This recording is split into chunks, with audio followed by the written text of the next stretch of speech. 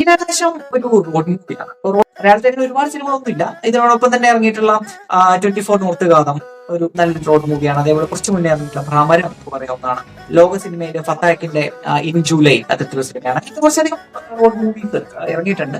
മലയാളത്തിൽ പക്ഷേ എനിക്ക് തോന്നുന്നു ലക്ഷണമൊത്ത റോഡ് മൂവി എന്നൊക്കെ പറയാവുന്ന നീലാകാശം ഷോട്ട് വന്നപ്പോ ശ്രദ്ധിച്ചപ്പോ അത് ലോങ് വേ ഡൗൺ എന്നാണ് ആ ഒരു പുസ്തകത്തിന്റെ പേര്.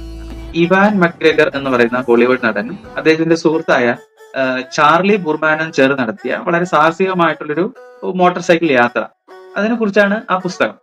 ഇവിടെ ഈ പുസ്തകം ഇവാനും ചാർലിയും പോലെ തന്നെ ആണ് നമ്മുടെ ഇവിടെ സുനിയും കാസിം.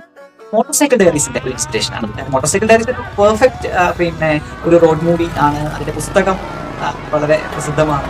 സാക്ഷാത് ചെഗുവേരയുടെ ജീവിതം തന്നെ മാറ്റിമറിച്ച യാത്രയാണ്. മോട്ടോർ സൈക്കിൾ ഡയറീസിൽ നിന്ന് ഇവർ വല്ലാതെ ഇൻസ്പയർഡ് ആയിട്ടുണ്ട്. കാണുന്ന കാഴ്ചകളാണെങ്കിലും അനുഭവങ്ങളാണെങ്കിലും അങ്ങനെയൊന്നുമല്ല, ആഴം കുറച്ച് കുറവ് തന്നെയാണ്. എന്നാൽ പോലും മോട്ടോർ സൈക്കിൾ ഡയറീസ് എന്ന വിഖ്യാതമായ ഒരു ചിത്രം ഈ സിനിമയ്ക്ക് വലിയ രീതിയിൽ ഇൻസ്പിറേഷൻ ആയി മാറുന്നുണ്ട് എനിക്ക് തോന്നുന്നു.